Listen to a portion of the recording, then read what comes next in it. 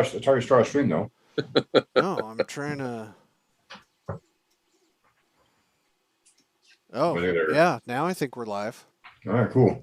Because you guys are all frozen. Yeah, I'm not frozen. There we go. Zach's got toys. My Levi got me toys. Oh, Ooh, which ones? Nice. Okay, everybody. This is Goddammit Zach. How the fuck are you? I am one of your hosts, Skeeter Green. Right below me, in all possible explanations of that, is my good friend Zach Glazer. And even further down the list, as appropriate of the way we're set up, is Mr. Levi Combs of Planet X Games. Hey! So, everybody, the only thing we have on our mind is TotalCon. We're gonna start with TotalCon. I love Angelia. She's great. She is the queen of Jen. Conventions. So Queen Gaming. Yes. And Steve. Nobody ever says anything about Steve. Because Steve is like, these women run the show, and Steve, like, Steve that's like artillery in the combat, man. Like Steve is kind of like a specter. He's just haunting the area. He doesn't really say anything. He mows occasionally. I heard when he plays games, though, he's real rough. And I've seen him go through a wall and come out the other side. The man was busy. So all right. Now it's a party. Yeah. February 24th through February 27th. Soon. We're going to be there playing games. Running games. Hawking our wares. Swap meet. I can't wait. Swap meet's my favorite. Oh, Zach and the swap meet. No, the Independent Publisher Union is going to be there. Is Frog God Games going to be there? Zach Glazer? Yep. Who's going to be working the booth for Frog God Games? Really? Probably. No. I'll be there mostly. I don't have a lot of games. I don't have any games scheduled, so I can work the booth. You lazy beast. You're just going to be hanging out on your phone, sitting at the table. All right. Because I can't get the people who work for me to stop talking to me. Well, I bet you can now. No, you think so, but no. And Jennifer is in our chat right now. She's the booth babe. Jennifer Glazer. That's my sister. You be nice. Oh, that's right. She's still the booth babe. She's Mike Dell'Otto's booth, like, worse than that. No. Don't make me throw up in my mouth. Okay. That's awful. Levi, what are your plans for TotalCon? Oh man, this is actually my first time going to this con. I've heard nothing but good things about it from my little circle of fellow gamers. I even heard about it like 2 years ago. Everybody kept talking about this con that was kind of like a personal, little con that it felt personal, and that it feels. Yeah, I mean, and they talked about how much fun it was. And was this not the con, Skeeter, where you dressed up as Ric Flair? No, that was Phoenix. Yeah, okay. It's a little chilly in Massachusetts for me to. It was a little hot in Phoenix. It's too chilly there. Yeah, Ric Flair, man.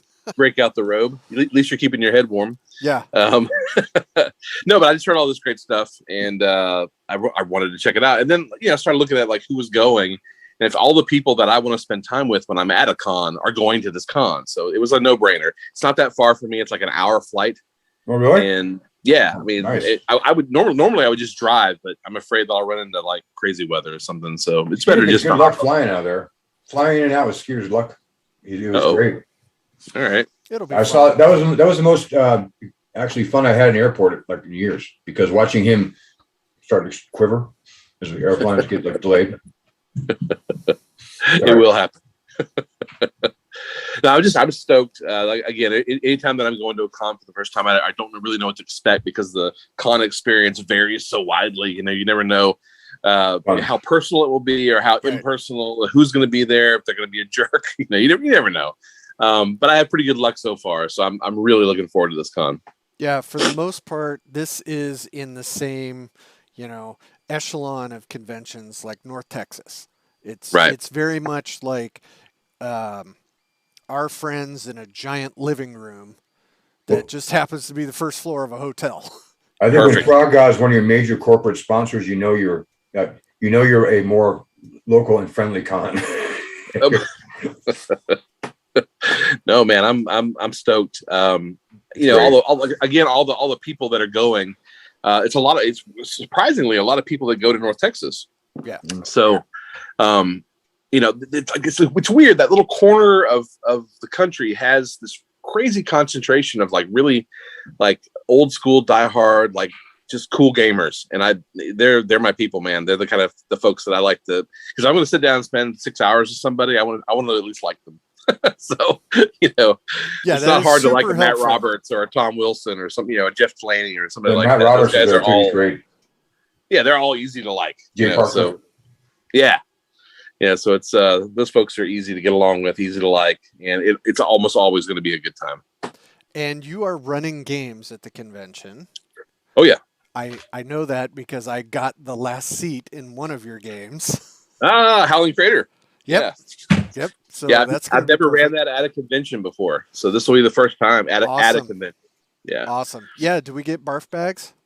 I was going to bring my case. I'll just get a trash can for the table. I have that out because I was talking to Tracy Steele. Levi and I both know that there's layout, and I was like, did you make the barf bags? I had to ask her. Yeah, her poor long-suffering boyfriend, an old friend of mine, actually pressed those. He spent a lot of time pressed because that's hardcore. The stamp is like, it's real wonky because you have to get it just right and apply a lot of pressure for it to go evenly. So yeah. I made sure to buy that guy. It's like 12th century China stamping books. Yeah. I made sure to buy him his weight and barbecue when I saw him at North Texas. So nice. It's worth it. The least I could do. That's fantastic. And are you playing in any games? I didn't sign up for anything, but I like to drop in or like go. I'll go to a table and see whether or not somebody didn't show up. Yeah. And then drop in. Oh, hey, if you got an extra seat, you know. And then sometimes people will save a seat, you know, or whatever for a drop in.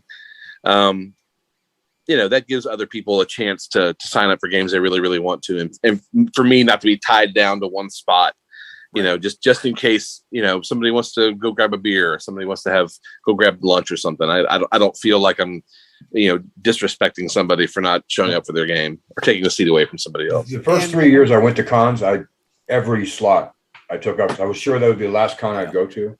So I had like every TSR guy was in their game. And then after that, all of a sudden I just stopped playing games. It was like one day I started doing work and I quit playing games. And I get tricked into games. Like Ian McGarry tricked me into Aliens at TotalCon last time I was there. So I was in that game. The plan was to kill me because I was supposed to play the Weyland-Yutani guy. Yep. And I could smell I was going to die. I mean, he's like, you're going to play the Weyland-Yutani guy. Oh, okay. Those are all the heroes. And who got the sucking chest wound? Yay, me. Took one right in the chest. Needs to be at least one. Yeah. And you're going to be vending at TotalCon. Yeah, with you. I know. When you have 6 different vendors, it doesn't count as vending. That's just kind of like garage sale because you guys are hanging out. You have other people helping. Oh, I'm sorry, Mr. Go to his booth and sit down and look at his phone and then get up and leave. Hey, I get told to leave. I got you. You're speechless. I guess. Yeah. It's like that old commercial from the 80s, Zach. We learned it from watching you. No, fair enough. I can accept that. My problem, I feel bad when I leave because getting to where I go usually when smoking, I would go out there and come back. I would see everybody I knew. It was like trying to go across like a reunion. Right? Yeah. Oh, yeah. And that Bill with me, which is worse because he knows everybody. Yeah. No, and that's one of the things about now that we've all been going to a lot of conventions. It won't be the same for Levi with this one, but it is very much like a family reunion. I mean, the minute you walk in the door and you see somebody, it's like, oh, the family you want. Oh, yeah. And, you know, it's just nice to be able to do that if we can recognize anybody. The first year I went to GaryCon, I realized that all the friends I should have had for 20 years were all hanging out there. Yeah.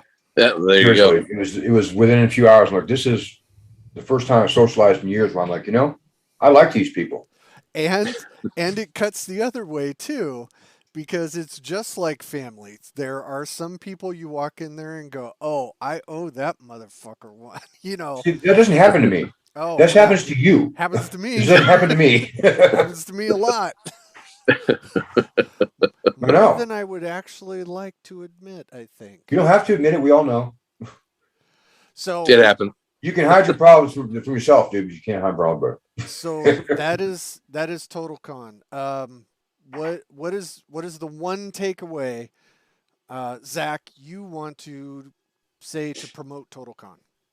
Not that anybody we're speaking to doesn't already know. It is vastly undersung in terms of fun and well run, and I mean they run it almost as well as Alex Cameron, but he has like 19 people. They have a few, and I almost got kicked out for not wearing a badge TotalCon, and I still like them.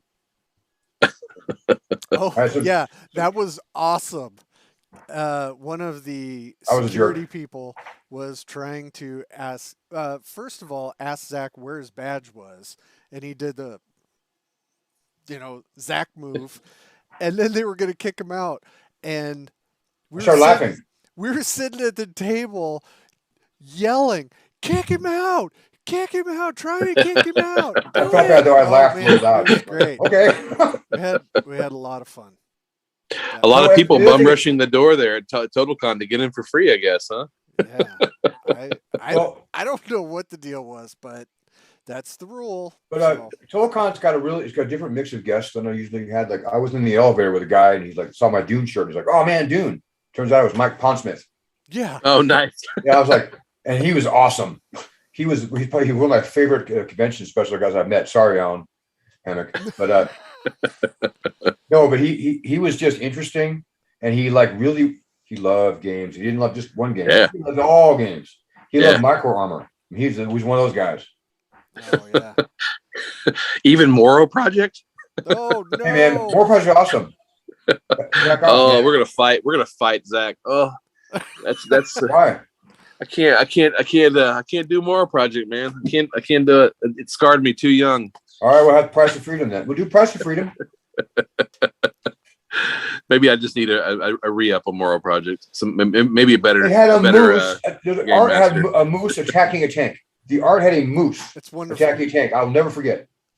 Greatest art ever. That is the most Canadian thing ever. No, it's honking. Honking is the most Canadian thing ever. Now. It was like reading Chinese stereo instructions upside down. It was like 8 pages of wall of text and then one illustration. It killed me. I love the idea of Moro Project. I love the idea that you're waking up in these tanks and it's a changed world and there's all this crazy stuff going on. It's just the game just killed me. You need aftermath, man. You need a little aftermath to make you feel better about Moro Project. You know what? That's fair enough. All right. You kids I'll and take crazy games. So no, the other thing at TotalCon is Circus Maximus they run there is great if you've never seen it. It's like on a stage. The guy's dressed like a chariot driver, and they have large chariots. They move. He goes by the stage name of Mongo, and Mongo kicks ass. They're really cool. It's fun. I got my ass kicked bad the one time I played. Just oh my gosh, ruined. And I had just won like at North Texas, and I got ruined. That sounds amazing. That's fantastic. Does TotalCon in the past they do these themes, right? Like was it 1 year it was so 1 year it was breakfast cereals? I have the box. That was the last in-person one. It was breakfast. It was Saturday morning cartoons. Yep. Wonderful. I mean, like what a cool little like extra to put onto a con. You know what I mean? Yeah. Like Thundar game. I remember that. The Thundar game. They had a game for Johnny Quest. Someone played Johnny Quest game. Yeah, you just missed your calling, dude. You would have gone crazy for that one. I think this Universal Monsters. Yeah. So it's awesome. What's this year? Monsters. Oh, classics. Hammer horror. Oh, the old was it MGM? Yeah. Who owned those? Universal. It was Universal. Universal. And the mini isn't the mini a Bride of Frankenstein mini? Yeah. Oh, how cool is that? I mean, come on. So I just saw. I gotta be careful what I say here. I just saw a picture of the original wig, supposedly from that, and it was red. She was a redhead.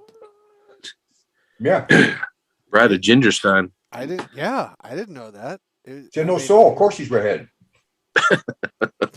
I see what you did there. Yeah. So, Levi, what are you looking forward to the most from TotalCon? Since you don't have a frame of reference here. Yeah. Well, I mean, I'm a monster kid going back way back. No. Right? The time I was Mummy Bride. No. The time I was able to hold a Fangoria or a Starlog or a Ghost Rider comic book in my hand. I was that kid who was always enamored with monsters. So I really dig the theme. The communication that I've had with the staff so far has just been like stellar, exemplary.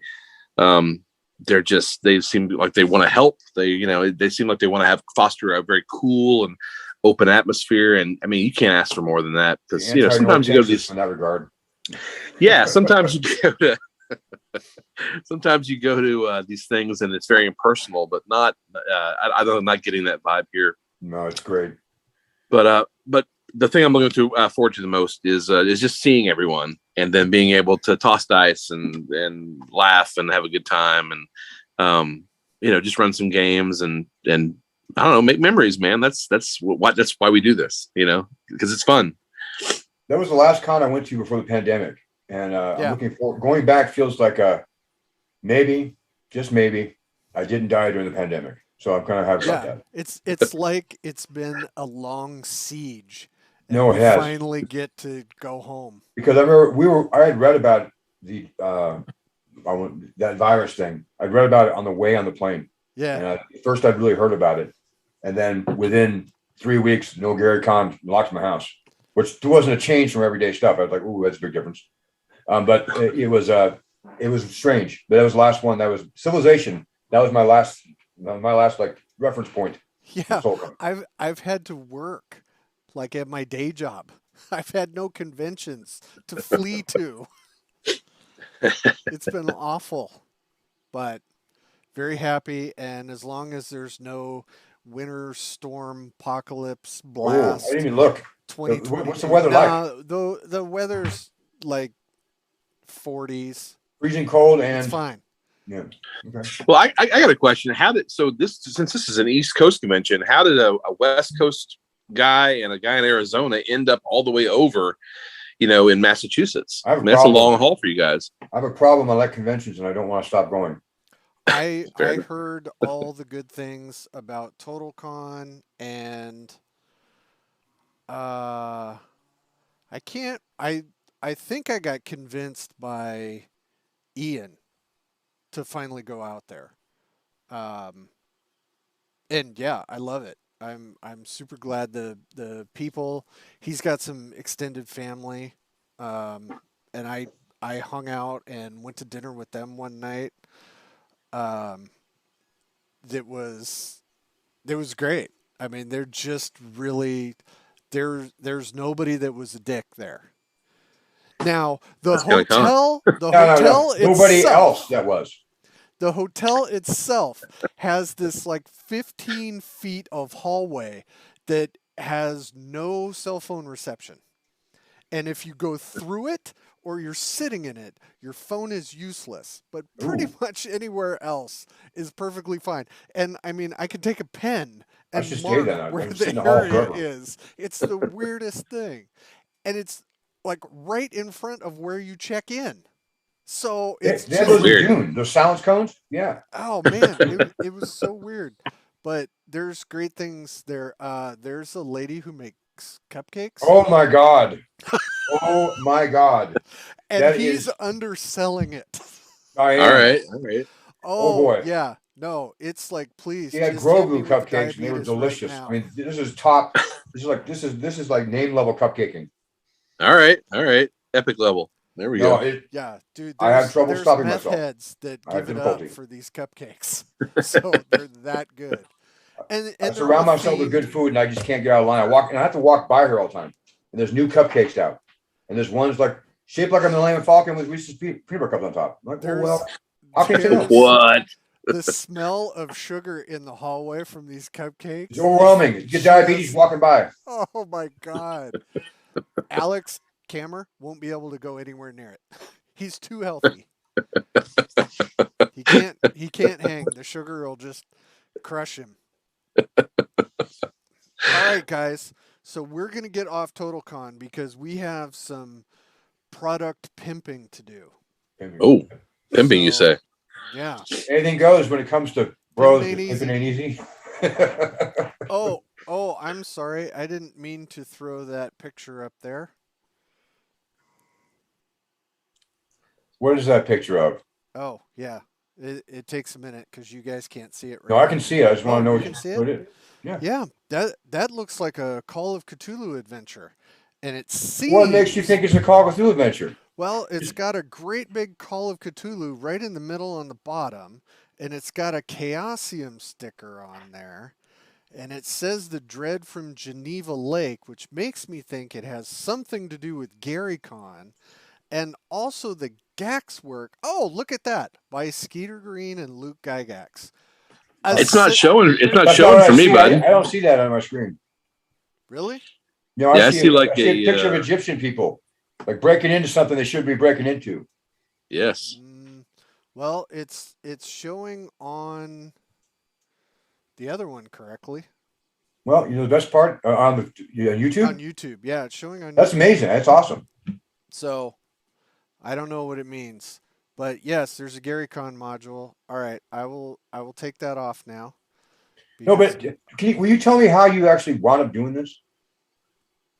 Because you never told me the story how you became yes, waggled into it. So I got a message from Alyssa Fadden, who happened to be doing another one of her excellent GaryCon maps. Levi. Oh, there you go. Hey, sorry about that. Talk about Chaosium, he disappears. Yeah. Sandy.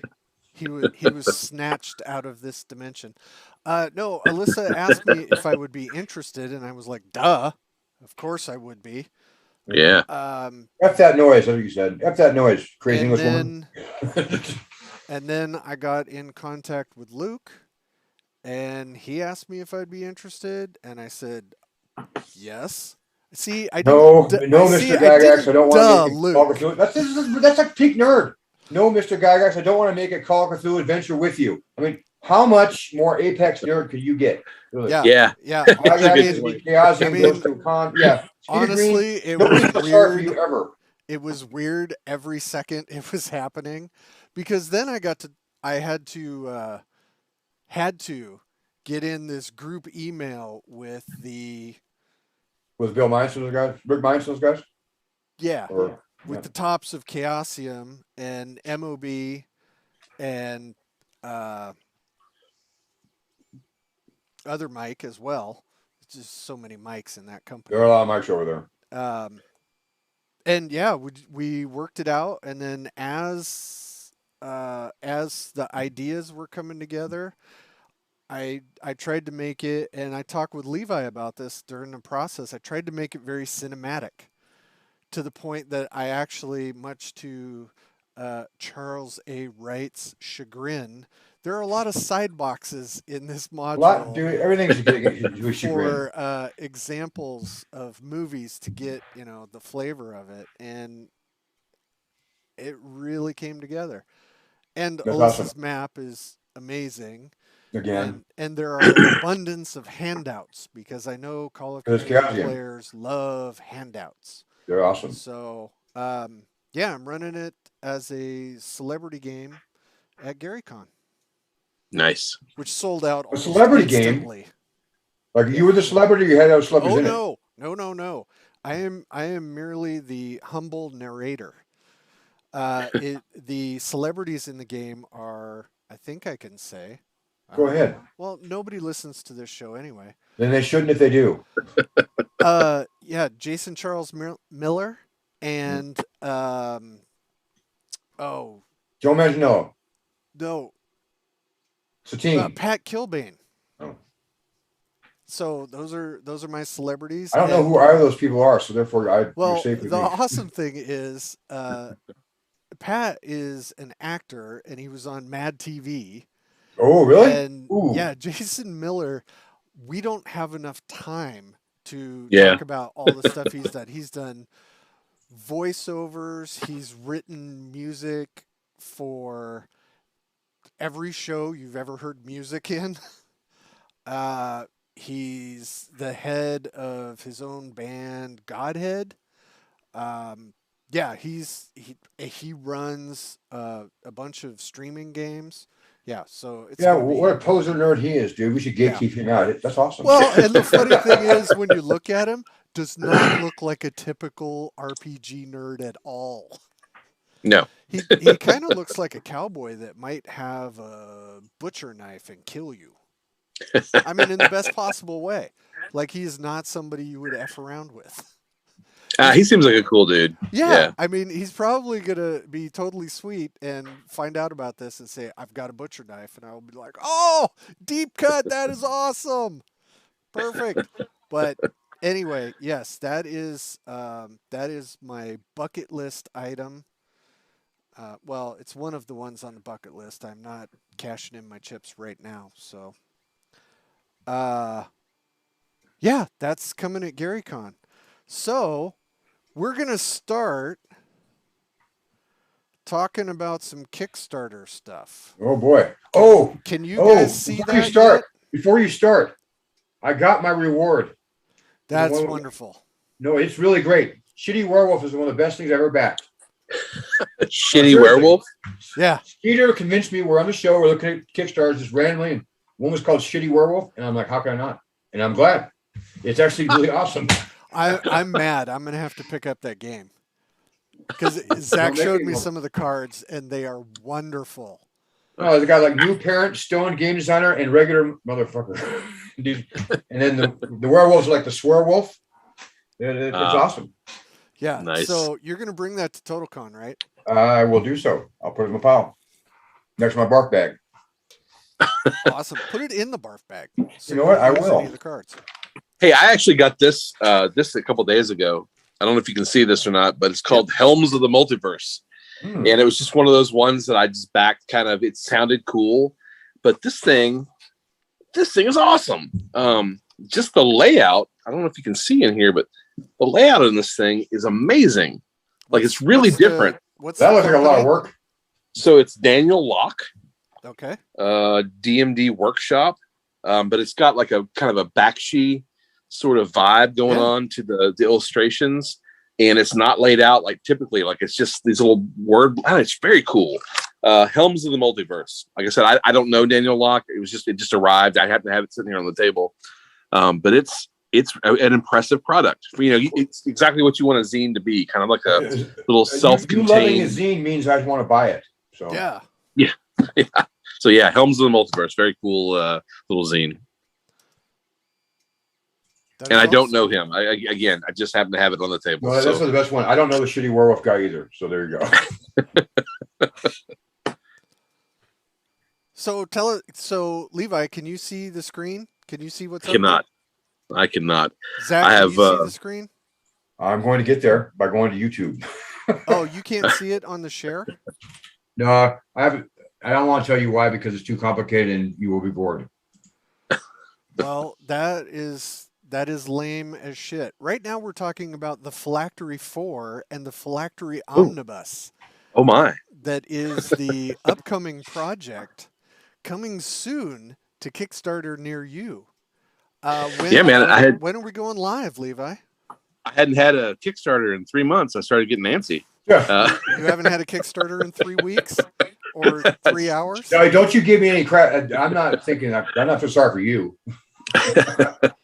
No, it goes live on March 1st and goes through the 22nd. That's awesome. That's just in time for GaryCon. Right. And they'll this one's a long time coming, because get from the title Omnibus, it's a collection of the first 4. So we'll be running issue 4 concurrent with the Omnibus. So you can either pick up the 4th issue, or you can get the hardbound collector's edition, yada, yada, yada, with all 4, plus about 50 extra pages of material. So it's like getting a whole other zine that is just going to be in just this omnibus. And it's kind of like what Wampler did with yes, very similar. Librarian. Very similar. Well, him and then Tom Wilson. He collected back to basics and had that bonus content in there. So both those guys. Their stuff is just awesome. Both of them awesome. Tom Wilson wrote my favorite adventure for OSR. Period. No. Which one was it? It was the false problem. The false. I'm sitting right there. It had a series of 4. It was the first one. It was great. No, he's in general. Tom's a great dude, and that Back to Basics collection was gorgeous. Gorgeous cover by Matt Ray. Was really just holding it in your hands and feeling just having the texture and the heftiness of it was awesome. And then of course you got 10 issues of Back to Basics. So if you're a BX fan, I mean this is your jam. And sorry, but just that was buy that. Yeah, but between him and Jim, that told me there's there might be a market for people wanting extra material and a bound edition and whatnot. Definitely. So give it a try. So, we never reprint, so I don't know what you mean. Yeah, no, there's that. Actually, that's an excellent segue because now I'm going to talk about the Valley Out of Time series. Yay! And that's doing a very similar thing. So, look like the Valley of the Dolls. The plan for the Valley Out of Time is it's a dinosaur setup, Lost Valley, stop motion, Sinbad, all those, Harryhausen movies, all of that stuff, Frazetta paintings. I'm trying to capture in these little zines. And I didn't want to do one that was like 80 pages and falls apart and is insane and unwieldy. And I also didn't want to make something at a price point where if people weren't sure about it, they were stuck. So I'm doing 6 books and they're $10 a piece. And if you buy more than one at a time, I have bundle deals. So 2 books release with each Kickstarter.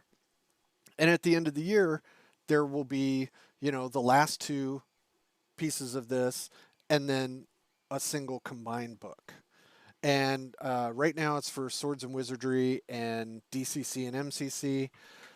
When I do the compiled book, I'm going to add 5e as well. Because it's generally, that's something that 5e folks are more used to. They're used to a book. Sure. And, kind of the old school is getting into this whole zine thing. People are starting to buy them more and really get into it like they did, in 1970s. So I think that the price, awesome. I think that there's the perfect way to see new stuff without having to go, okay, I'm going to invest $100 in the Temple of Mental Evil, which I already own, right? I'm going to buy, hey, Frog Guy's making something again. I already have it. This is new stuff, new content by interesting people for $10 or less. Yeah, I mean, if you can price something inexpensively and get some people to take a look, that's apparently, I am told, since I never do this, I don't know if it's true. Apparently, that's how you build a business, and how you get marketing. Your name out there. So when you say it's about the vibes of dinosaurs, and all I can think of is Raquel Welch in 1 million years BC. I think that your covers. If I had the technology to actually put the cover up, which I will try to figure out how. I can see it on YouTube, man. I can't see it on our screen, so it's no. This isn't the cover. Oh. Again, Mr. Charles A. Wright did a master level job with that. It's got a movie marquee title. And it's got the 3D, the Land That Time Forgot letters and stuff. It's great. I'll get rid of some of these windows and figure it out later after we've helped pimp everybody. So when? You said it? That is President's Day, February 21st. We're going live. Well, I'm afraid to launch ours that day, so I have to wait a day. I didn't realize that it was President's Day, but whatever. I wanted to launch right before TotalCon, And at the independent publishers booth, I have a flyer for the Kickstarter, and on the back, I have a QR code. So if you swing by, you can take a picture of this, and it will take you directly to the website where you can take a look at some of the details, and then you can either pledge or discard it completely. But I want you to take a look. I've got the same thing for Phylactery 4 and Omnibus. I took your advice on that, and had Tracy whip me up a QR code and a nice little sheet there that we can pass around. So I laminated mine. Same, yeah. Yep. And you kid, I tried it with my camera, and it absolutely works. Takes it right to it. I was being an old fogey and couldn't figure out why QR codes were that cool until they got rid of menus. Yeah, we used to use it at bars that I worked at. You could just come in and take a picture of the QR code, and the whole wine and beer list would come up. Yeah, it is absolutely fantastic. Back in my former life. Yeah. Okay. So now we are talking about 7 Aboard the Shackle. Ooh. Which is a Morkborg, which is actually pronounced Merkborg or something like that. I don't know. Every time I see it, all I can think, every time I read it in my head, it's Bork Bork. Yeah. Bork. Yeah. Yeah, so this is our buddies at Bite Size Gaming, Zach Goins. And I don't know who all is in Bite Size Gaming. Anyway, we're gonna scroll through. I feel bad that you guys can't see it. I can see it. Oh, I think actually it's nice and yellow. I like it. No, seriously, I think I like the cover. So the premise of this adventure is you're on a prison barge. And when I heard that, I was immediately in. Yeah, it's a good name. A real good name. I mean, it looks fantastic. I love the way they did the layout. And it does have that yellow sign feel. I get a whole, Haster vibe from it. Because it is yellow and disturbing. So it looks like 70s cabinets. I love it. Yeah. Prison crawl mechanics. You play on a little boat, from what I gather, and I don't know how you do it, but I'm interested. I want to play this. Yeah, I like Zach Goins as a person, but he's put out some pretty interesting stuff, and his podcast is good too. Yes, I'm all in on the Zach Goins train. And actually, Levi and I are going to be on that show Sunday. Is it Sunday? Oh yeah, that's is it Sunday? Show? Who is this? I think it's Sunday. You're cheating on me. I am cheating on you, Zach. We have. I don't blame you though. I'm not very. We have a poly. No, we don't. Yeah, I'm gonna screw this right up. So forget I said anything. Yep, good call. I was gonna say poly podcast, but that's probably something I don't know what it means because I'm old. Yeah. Okay. So. Sorry. I found that awesome. 7 Aboard the Shackle. I definitely want everybody to take a look at it. It is super cool, and I'm really looking forward to it. Our next entrance here really needs no help from us. This is the Tome of Beasts 3 from Cobalt Press. Yeah. I think it'll make its goal. Yeah, they are currently sitting at 650,000 with almost 8,000 backers. It's amazing because it was the third one in the series, and the first one did, I thought, amazing. They can't do better than 200,000. Lies. Yeah, they are doing fantastic. Monsters always sell. This is a 5th edition product. Cobalt Press has a good history of making great products. Yeah, Cobalt Press is definitely top shelf. Yeah. They've got some nice add-ons. Well, they're like the farm team for Wizards of the Coast. Like a lot of the guys who worked with Wolfgang wind up working as developers at Wizards of the Coast for a raise of like $500 or whatever higher. Yeah, so I mean, engraved dice, submit a monster, which I think they mean turn a monster in, but when I read that, I think like with an armbar. Submit to one. How do Can I get that rear naked strangle? Yeah, I mean, we did that with the Tome of Horrors 5e, and we got back about half pretty good things and half insults, mostly at me and Bill. Yeah. No, and that's one of the things. The next time we do a small publisher seminar, where we give good advice about Kickstarters, don't have the fans help you. I mean, it's nice for okay doing that. I don't know, man. Maybe we're wrong. No. Okay, so moving on. Tribal Games Tournament of Champions from Tim Satley. This is a MCC offering.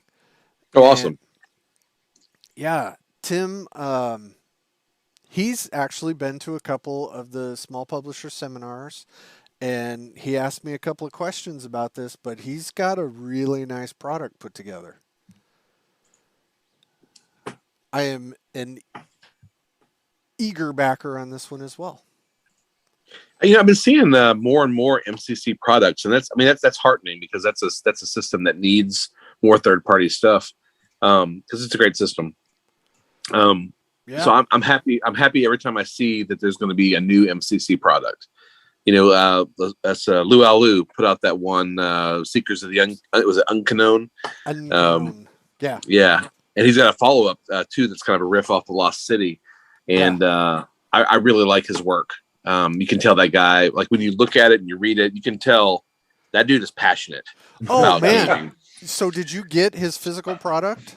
I did. Yeah, he went to the Zach Glazer school of overdoing it.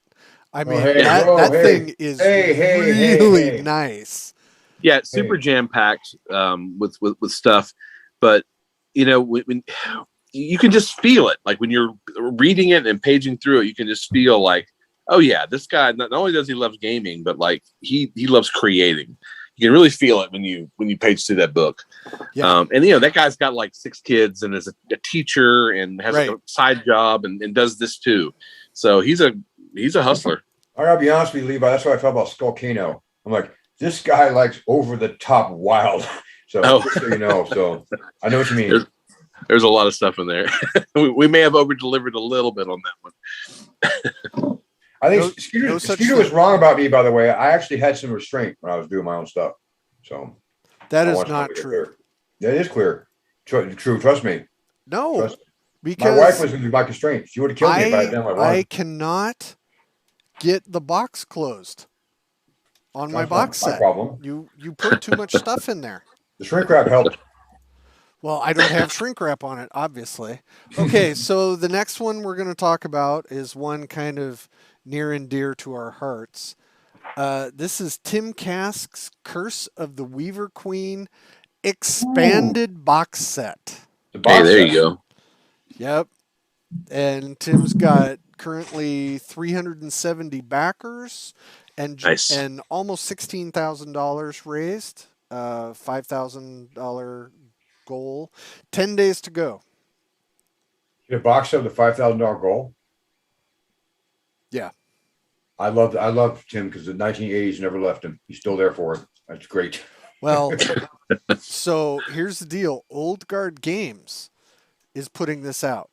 Nice. That's Jared Nelson.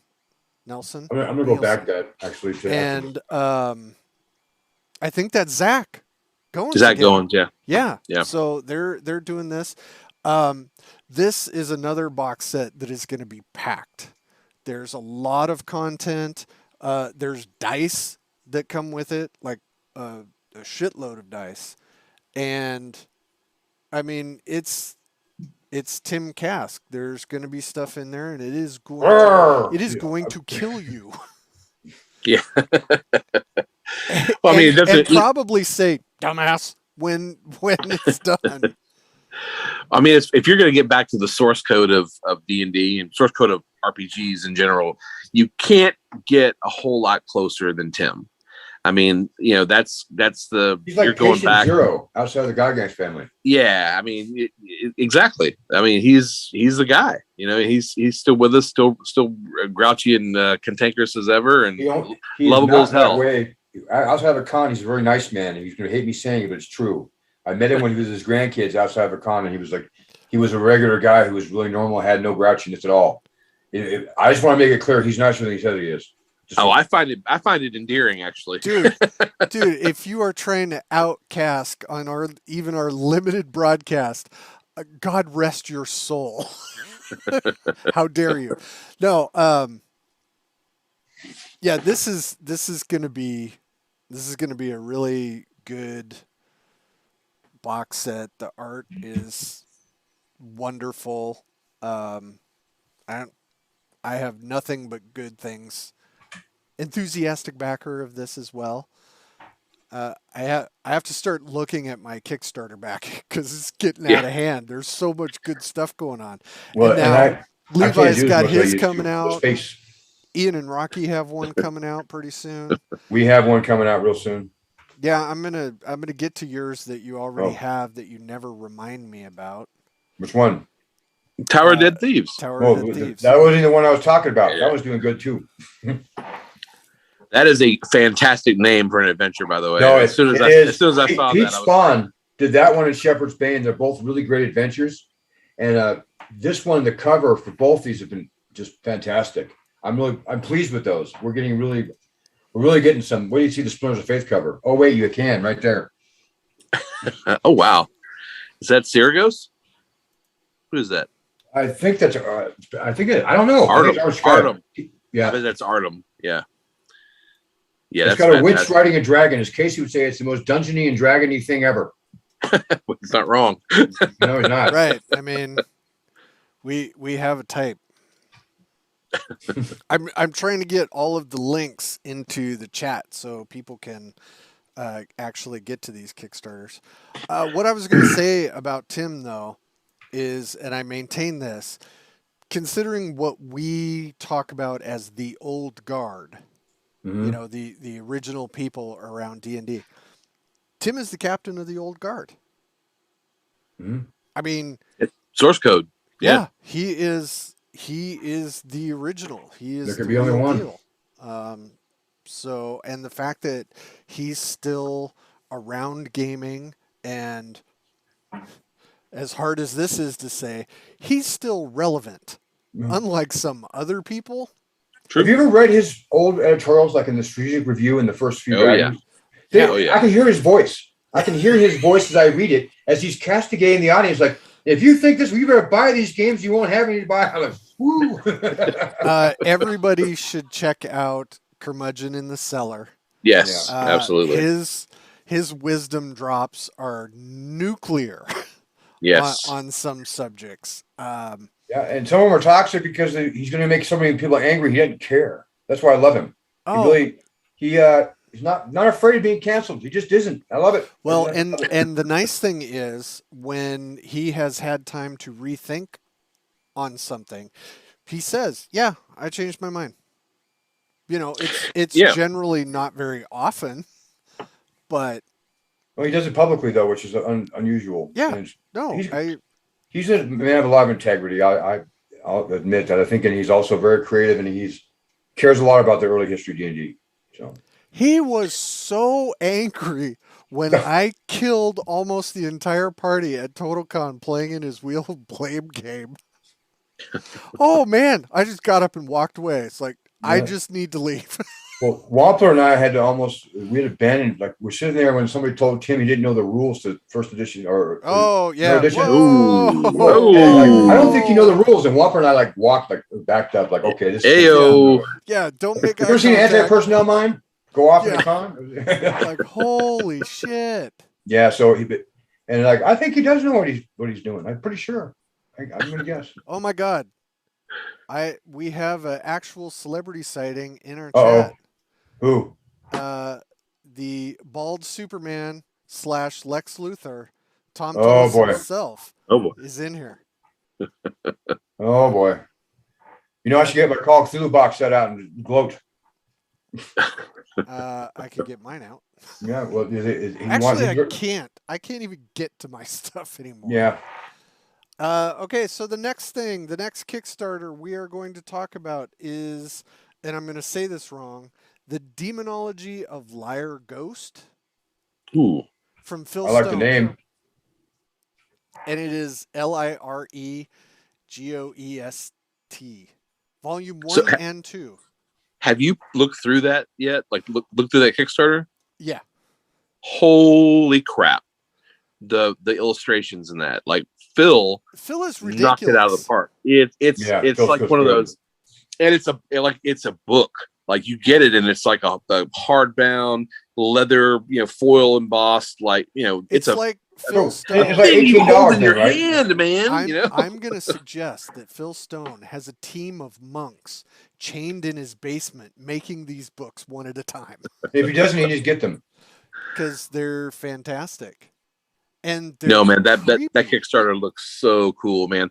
That the illustration that he did of Orcus and the one he did of Jubilix, the Slime Lord, get out of here, man. How cool is that stuff? Yeah, I'm looking at it right now. I wish you could see it. I was talking to him. I was actually talking to him the other day, and he had just finished up Pazuzu. The old the old bird Captain Howdy. The other version. But yeah, that guy, man, everything he touches is with his pen is gold. There's no reason. I don't know. Isn't he the one who drew our stuff from Who's Monsters Anyway, Skeeter? Yeah. Yeah, not everything he touches is gold. Depends on the source. Yeah, when you're mining a ruined mine, you don't get gold. One does not look for a spring in Arizona. But no, all of this stuff is just amazing. So good. He's going to be illustrating the follow up to the Magic and Shit zine, which is called Vulgar Display of Magic. I need to bust out with my little again, Captain Howdy. Yeah. I used to have a button on my Stream Deck to make sure I could censor people. Magic. No, I didn't know it was that'd be terrible. I didn't know it was a PG show. It's not. It's just funny the button. No. Are you new?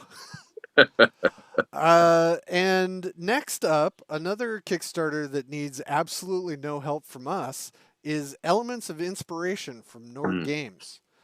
Yep. This is currently the card decks, right?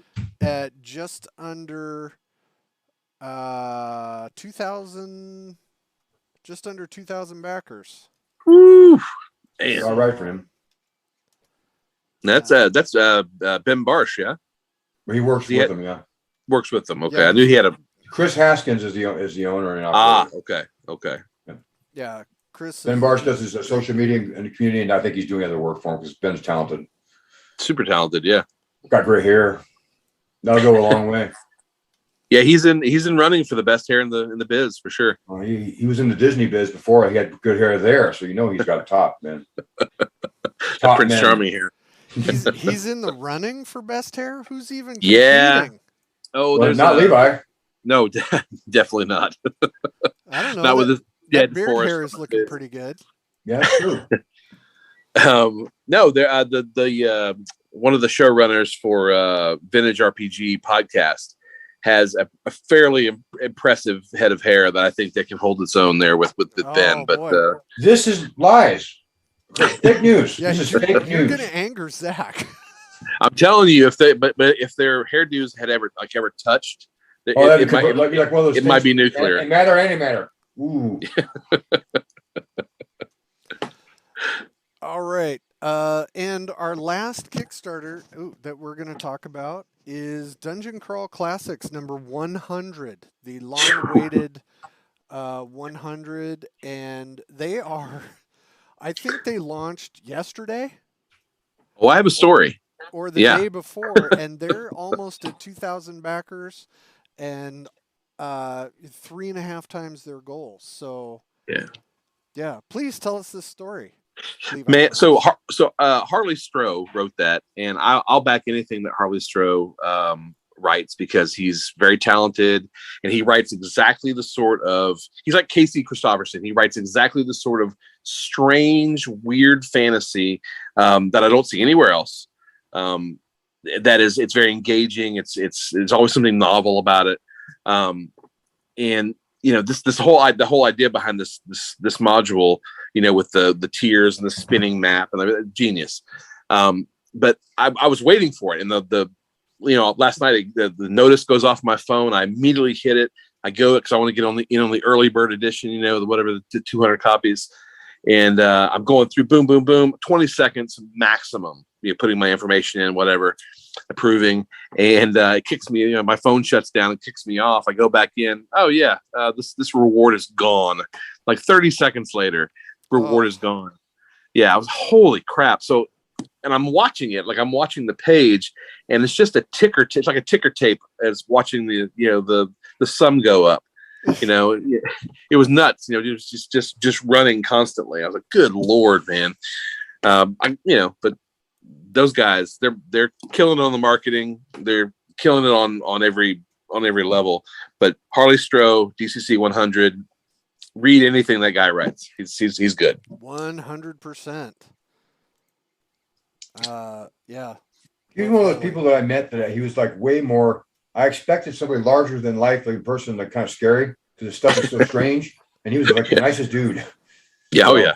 Yeah. Well, I keep so during the pandemic, there were virtual cons, and DCC had a bunch of Cyclops cons, and there were auctions for a ton of these things, and I managed to buy a bunch of Harley Stroh stuff.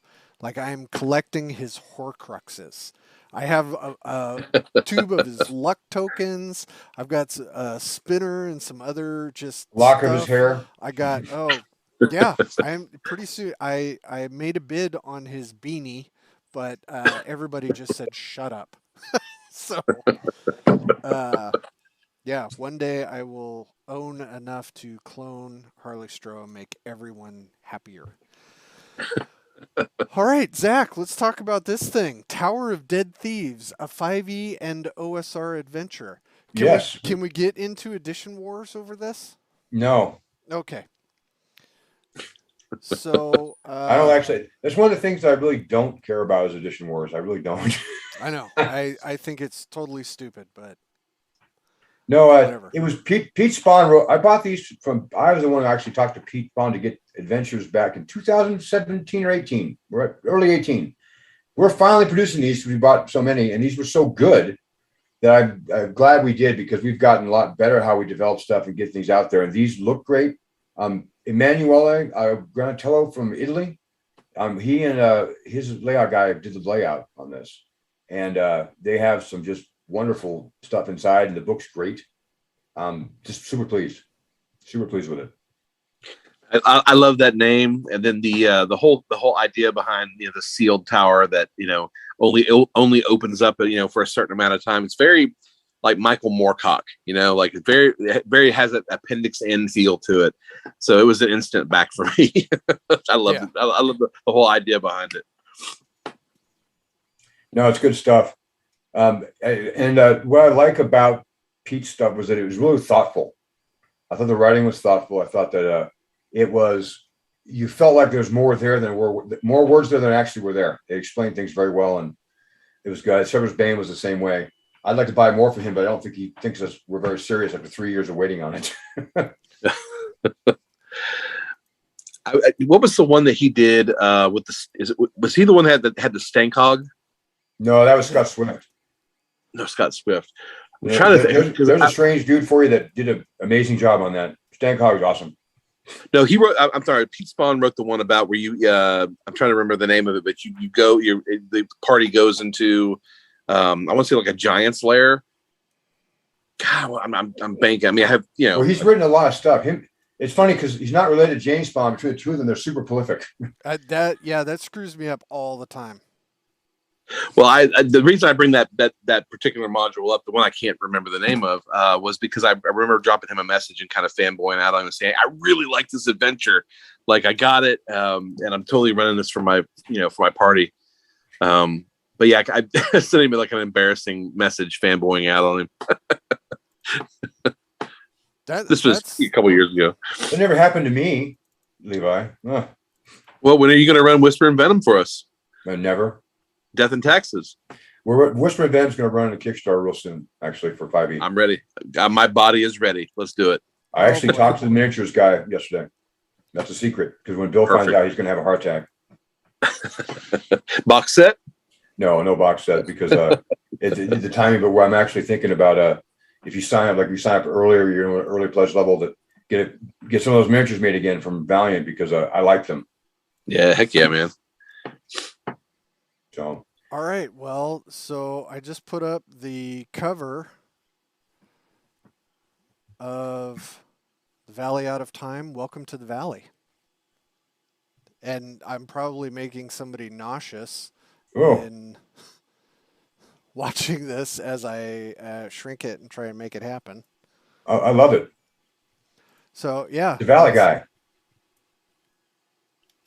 No, that's... It's got everything that's great about old dinosaur movies. It's got dinosaurs, jungle. It's got like the Russ Meyer theme going on. Yeah, I like it. Yeah. It's got a booby cave woman. Yep. That's the Russ Meyer thing. Yeah. No. Very much so. Yeah. I just wanted to make sure. I love it. I love that kind of setting is one of my favorite kinds of settings of Dinosaur Lost Valley stuff. It doesn't get enough. Like I've same with Ken Spencer did Rocket Age. I love 1930s like steampunk alternate universe stuff. I think it's the greatest. Crew in the Skies. No one else loves it enough to make bigger settings with it. I just love it. I think it's great. Well, funny you should say that, because next year I think that's what the theme is going to be. And then that is book 2. Nice. Hey, all right. Nice. I dig it. That's a nice cover. It is exactly what you said. It's the feel of exactly what you're trying to get to. I love the marquee part and everything else. It's great. Yeah. Chuck did a wonderful job with this. I'm super happy with it. So thank you, Chuck. All right. Well, we've gone over a little bit, but I think we had a good show. I think we did a lot of talking about Kickstarters. And TotalCon. I've spent the last 5 days working on Kickstarter. If I had known this, I would have worked less. I don't believe. Well, I mean, it's a good time to be a creator. It's a good time to be a fan, and just for somebody who likes to consume as much RPG material as they can. You know, your zine that you're putting out is at such a low price point that anybody can try it.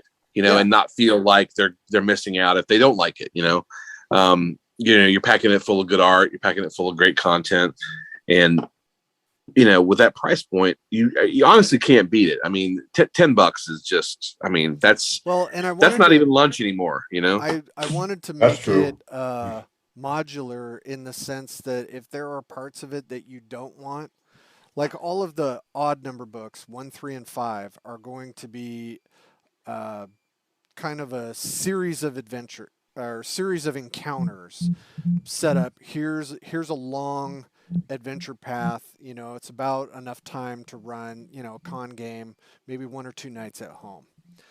The even books are going to be supplementary material. Like book 2 is a ton of random and drop-in encounters. So if you want to use it for a hex crawl, go right ahead. You want to have your own grasslands or jungle in your own campaign. Here's a whole bunch of encounters. You can just grab it anytime. So I wanted to do it that way so people could pick and choose if they wanted to. Well, look, I mean, we this group has always liked hex crawls. We've always liked that OSR sandbox feel. But right now, they're exploding. They're so popular right now. There's a couple creators that are putting out stuff, hex crawl specific stuff that is just, they're fantastic, and they're doing really, really well with it. For first and second projects, getting like 700-800 backers, on these first projects. Yeah. Part of that's marketing, but then it just looks good. It plays good, and it's we're at the point where I think it's such a big hobby, huge hobby now, that people have gone through 14 Wizards of the Coast modules, and they like them. They want to see what else is new. And so stuff that was really exciting when I was 10 was exciting again, which makes me really happy. The kind of ideas that we think are just classic, people get to explore it again. It's like sharing old music with younger people. And I say that as an old person. So you are an old person. Okay, so to wrap everything up, TotalCon next week.